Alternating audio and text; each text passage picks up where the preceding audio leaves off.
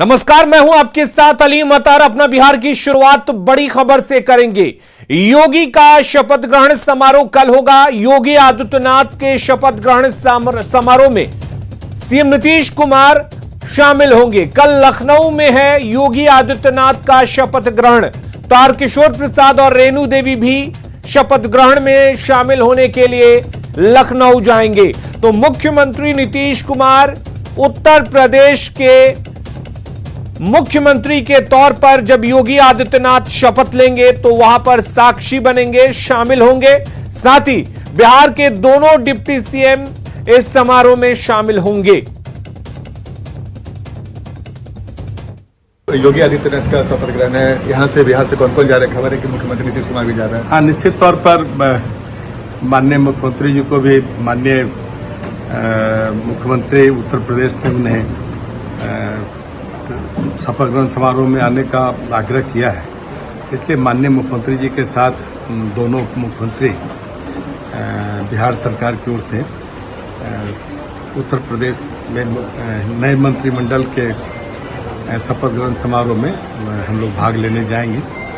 और स्वाभाविक है कि उत्तर प्रदेश ने एक रिकॉर्ड बनाया है, लगातार दूसरी बार वहाँ सरकार हमारी बन रही और हमारी सरकार के कार्यों को वहाँ की जनता ने सराहा भी है। तो स्वाभाविक है कि इस तरह के लोकतंत्र के इस उत्सव में हम सब साक्षी बनेंगे। सर, ये चूंकि एनडीए के लिए बहुत महत्वपूर्ण है, जो कि नीतीश कुमार का वहाँ पे शामिल होना, कई तरह की जो बीच में बात आती है, शायद उस पर भी विराम लग जाएगा। ये मानते हैं एनडीए के लिए? नहीं, देखिए, एनडीए में कभी भी हम सबों के बीच इस तरह की कुछ ऐसी बातें नहीं हुई है। लेकिन अगर किन्हीं के मन में कोई आशंका है तो वो आशंका निर्मूल सिद्ध होगा। तो लखनऊ में आज बीजेपी विधायक दल की बैठक है, जिसके लिए केंद्रीय गृह मंत्री अमित शाह और बीजेपी उपाध्यक्ष रघुवर दास को पर्यवेक्षक बनाया गया है। दोनों नेता लखनऊ पहुंच चुके हैं। आज ही औपचारिक रूप से योगी आदित्यनाथ को बीजेपी विधायक दल का नेता चुना जाएगा।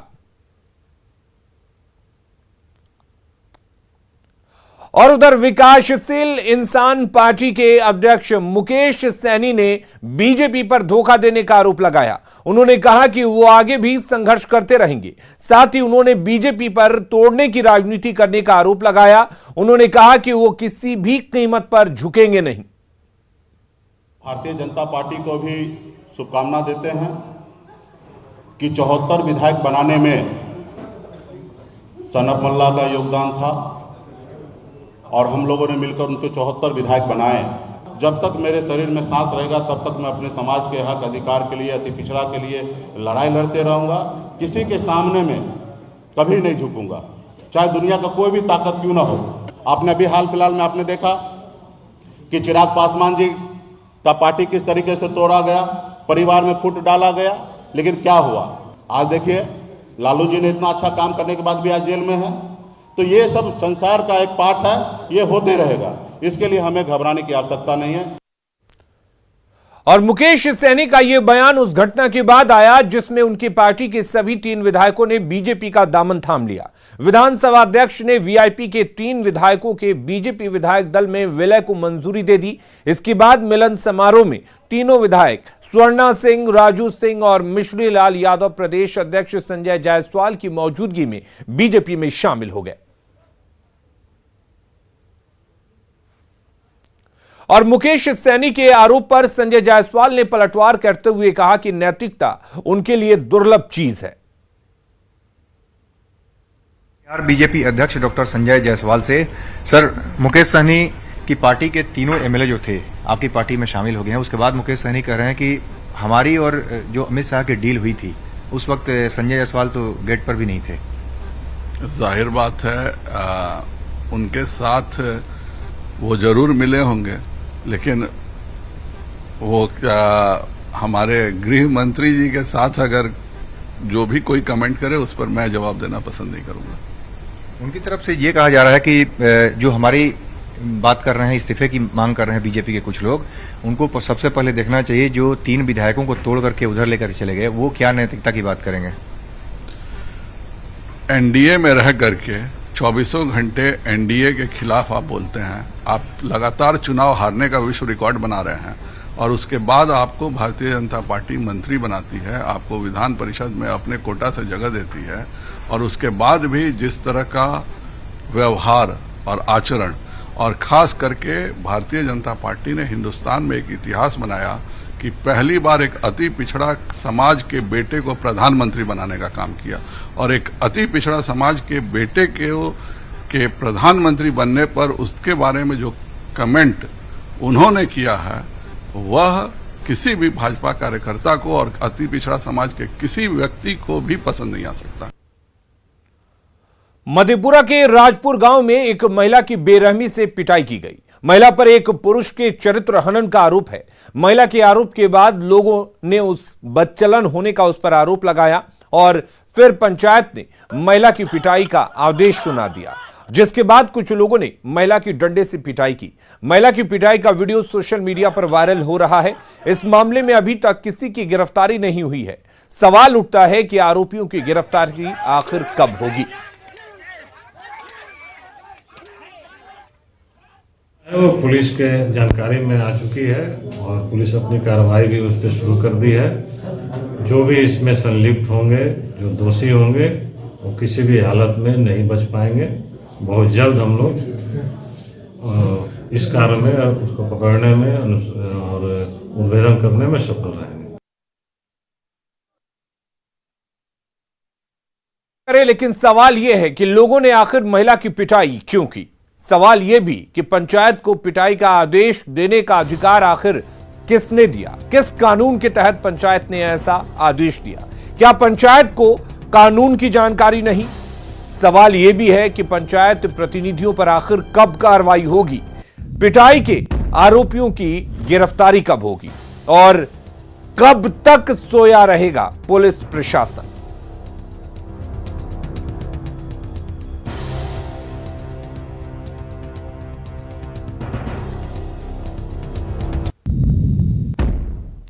और अब बात बीजेपी और जेडीयू के बीच छिड़े नए सियासी घमासान की। बेगूसराय के रजौड़ा में मामूली विवाद में दो पक्षों के बीच हिंसक झड़प को लेकर लगातार राजनीति जारी है। जेडीयू के पूर्व विधान पार्षदों ने केंद्रीय मंत्री गिरिराज सिंह का डीएम ऑफिस के पास पुतला दहन किया। जेडीयू नेताओं का आरोप है कि केंद्रीय मंत्री गिरिराज सिंह ने हिंदू मुस्लिम मामले को बेवजह तूल दिया और नीतीश कुमार के सुशासन पर सवाल उठाया। जेडीयू नेताओं ने यह भी कहा कि अगर गिरिराज सिंह सीएम नीतीश कुमार के सुशासन पर सवाल उठाते रहेंगे तो जेडीयू गिरिराज सिंह का न सिर्फ विरोध करेगा बल्कि उनके खिलाफ चरणबद्ध आंदोलन भी करेगा। आपको बता दें कि रजौड़ा में हिंसा के बाद गिरिराज सिंह ने रजौड़ा का दौरा किया था और कहा कि बेगूसराय के साथ बिहार में भी हिंदू सुरक्षित नहीं है। ऐसे में वो कहा जाए गिरिराज के दौरे पर जेडीयू के नेताओं ने आपत्ति जताई थी।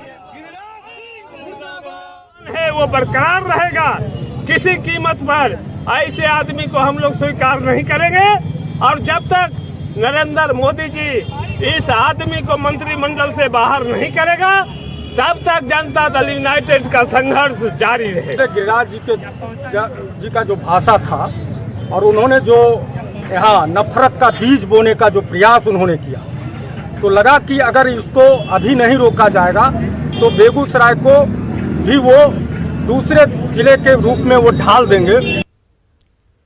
और जेडीयू के विरोध प्रदर्शन के बाद केंद्रीय गृह मंत्री, माफ कीजिएगा, केंद्रीय मंत्री ने ट्वीट किया है, गिरिराज सिंह ने ट्वीट किया है कि कट्टरपंथियों के खिलाफ और धर्म के पक्ष में खड़ा होते ही मैं अपराधी हो गया। जेडीयू मित्रों से निवेदन है कि जितना चाहे मेरा पुतला जलाएं, लेकिन हिंदुओं को कट्टरपंथियों के हमलों से बचाएं।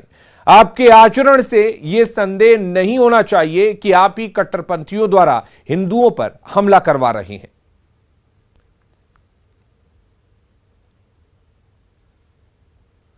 और बेगूसराय में केंद्रीय मंत्री गिरिराज सिंह का पुतला जलाए जाने को लेकर बीजेपी में गुस्सा है। बेगूसराय में सांसद प्रतिनिधि अमरेंद्र कुमार अमर ने कहा कि जेडीयू के कुछ छुटभैये नेता अपना चेहरा चमकाने के लिए ऐसी हरकत कर रहे हैं। उन्होंने कहा कि विरोधियों को समझना चाहिए कि बीजेपी को भी जवाब देना आता है।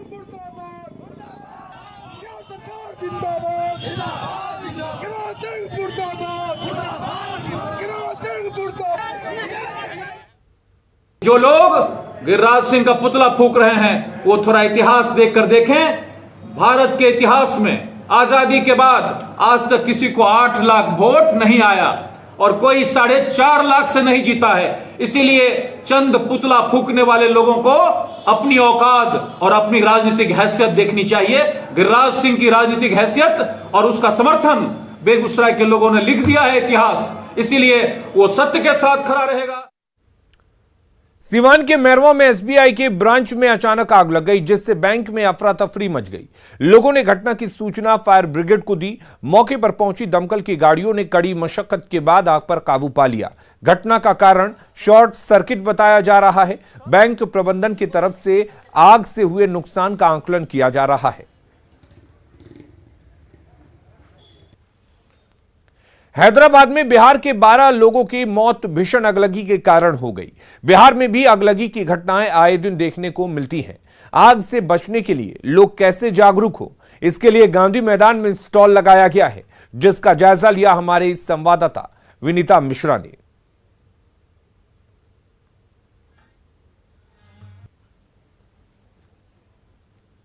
हैदराबाद में एक कबाड़ की दुकान में आग लगने से बिहार के लगभग 12 लोगों की मौत जलने से हो गई है।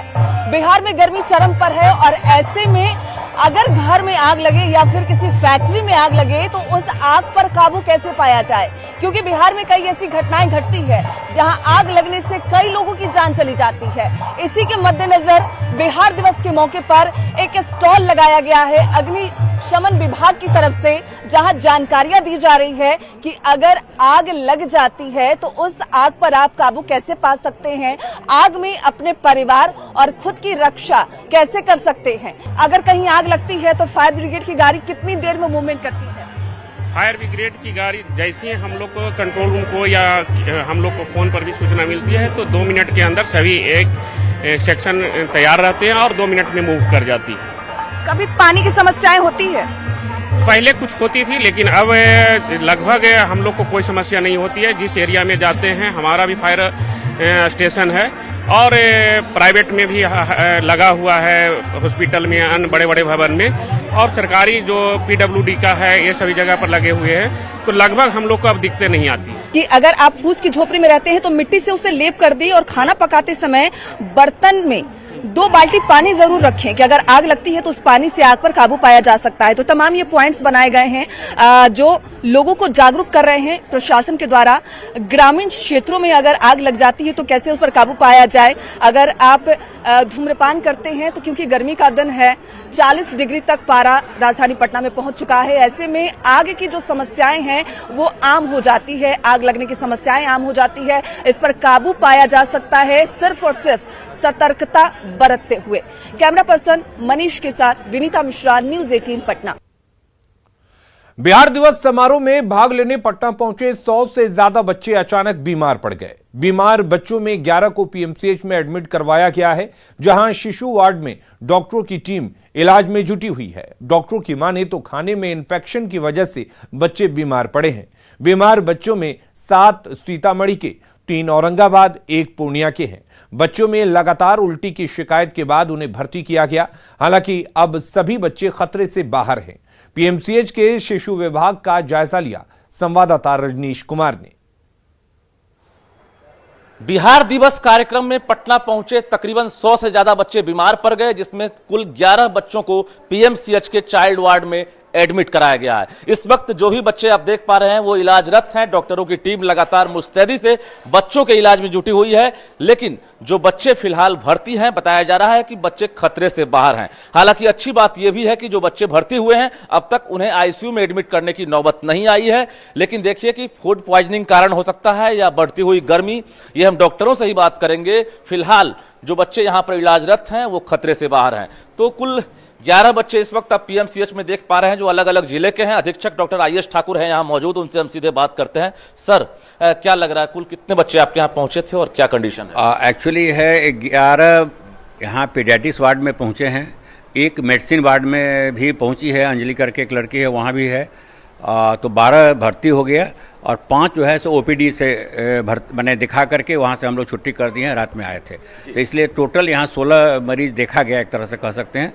और जो भी मरीज भर्ती हुए हैं सब आउट ऑफ डेंजर हैं, स्टेबल हैं, कहीं कोई दिक्कत नहीं है। नहीं, फूड पॉइजनिंग नहीं कहा जाएगा और तापमान से भी डायरेक्टली रिलेटेड इसको नहीं कहेंगे। ये हुआ है पेट का इन्फेक्शन हुआ, वो खाने पीने के इन्फेक्शन से, चाहे वो उसका सोर्स जहाँ से भी हो। और जैसा कि मैंने अभी डॉक्टर सुप्रिटेंडेंट साहब ने बताया कि जैसे हाथ को बच्चे प्रॉपर्ली क्लीन नहीं किए, मान लीजिए कहीं किसी हाथ का क्लीन नहीं है, तो कोई भी अच्छा खाना खाने के बावजूद भी इन्फेक्शन हो सकता है, कहीं से इन्फेक्शन हुआ है। और इसको फूड पॉइजनिंग भी कहना थोड़ा सा बहुत जल्दी होगा। अभी कितना सुधार है? अच्छा लग रहा है, अब ठीक लग रहा है। पहले घबराहट हो गई थी, क्या सब हुआ था? रात में 4 बजे से मतलब वोमिटिंग वगैरह हुआ था और फिर पेट में जलन दे रहा था खाने से। वोमिटिंग बहुत ज्यादा हो? नहीं, 3-4 बार बस हुआ था, तो उसी से अकबक लग रहा। कहाँ से आई है? औरंगाबाद जिला नबीनगर। देखिए पीएमसीएच में जो तैयारी है, ये एक्स्ट्रा 20 बेड लगाए गए हैं। इसके अलावा आईसीयू में 6 बेड अतिरिक्त लगाए गए हैं ताकि किसी भी विकट परिस्थितियों में कोई परेशानी नहीं हो। इसको लेकर पीएमसीएच पूरी तरह से मुस्तैद है और तैयार दिख रहा है। जाहिर है जो बच्चे हैं फिलहाल खतरे से बाहर बताए जा रहे हैं। उम्मीद करते हैं कि जल्द ही स्वस्थ होकर अपने अपने घर लौटें। रजनीश कुमार, न्यूज़ 18 पटना। और बिहार दिवस कार्यक्रम में शामिल बच्चों की तबीयत बिगड़ने का मामला विधान परिषद में भी उठा। बीजेपी एमएलसी संजय मयूख ने इसे संवेदनशील मामला बताया, साथ ही इसमें लापरवाही करने वालों के खिलाफ कार्रवाई की मांग की है। बच्चे बीमार हैं, सरकार ने भी कहा है कि हमने संज्ञान में लिया है, लेकिन मेरा मानना है जिन लोगों के कारण ये काम हुआ है उन पे कार्रवाई होनी चाहिए और दोषियों को सजा मिलनी चाहिए, क्योंकि बच्चे अपने हैं, बच्चे बिहार के हैं। क्या प्रॉपर तैयारी नहीं की गई थी? 4-5 दिन से बच्चे यहाँ। देखिए, ये दोषारोपण का मामला नहीं है, यह मामला राजनीतिक मामला नहीं है। यह मामला पूरी तरह से संवेदनशीलता का है। सरकार पूरी तरह से इस विषय पर गंभीर है। मेरा सिर्फ आग्रह इतना है कि जिन लोगों ने इसमें कोताही बरती है उन पर कार्रवाई होनी चाहिए। भागलपुर केलगांव के पकड़तल्ला के पास NH 80 पर धरने पर बैठ गए हैं, जिसे NH पर 10 किलोमीटर लंबा जाम लग गया। दरअसल ट्रैफिक की वजह से राहगीरों को परेशानी हो रही है। लोगों का कहना है कि क्षेत्र में आधा दर्जन से भी अधिक स्कूल हैं और प्रतिदिन जाम लगने के कारण बच्चों को स्कूल जाने में काफी परेशानियों का सामना करना पड़ता है। दूसरी तरफ सड़क खराब है, धूल से लोगों को काफी परेशानी होती है, लेकिन सरकार और जिला प्रशासन इस पर कोई कार्रवाई नहीं कर रहा है। वहीं कई घटनाएं भी घट चुकी हैं जिसमें लोगों की मौत तक हो चुकी है। उसके बावजूद भी जिला प्रशासन के द्वारा कोई कार्रवाई नहीं की गई। लोगों की मांग है कि जिला प्रशासन और पुलिस प्रशासन जाम की समस्या से निजात दिलाने के लिए कोई ठोस कदम उठाए। और 1.5 किलोमीटर दूरी, मात्र 1.5 किलोमीटर, और हम लोग हल्कान परेशान हो जाते हैं। बच्चा भूखा मतलब बिल्कुल परेशान हो जाता है। और आए दिन जितने भी हम लोग गार्जियन हैं वो लोग आए दिन हम लोग को सब हमको बोलता था, एक सामाजिक प्राणी हूँ मैं, तो सब मुझे बोलता है कि भैया एक दिन बैठिए, एक जाम कीजिए, एक धरना कीजिए, एक दबाव बनाइए। तो आज हम लोग यहाँ पे एक आम अभिभावक के रूप में आके सब यहाँ बैठे हैं और प्रशासन से ये आग्रह कर रहे हैं कि आप जो नो एंट्री का समय है उसको बिल्कुल सख्ती के साथ अनुपालन कीजिए। जाम के समय प्रशासन का क्या रोल दिखता है आपको? जाम के समय प्रशासन बिल्कुल नहीं रहता है। यदा कदा मेरा कोई पत्रकार मित्र फोन कर देता है। और अपना बिहार के इस बुलेटिन में फिलहाल के लिए इतना ही। आगे देखेंगे झारखंड की खबरें। जोहार झारखंड में।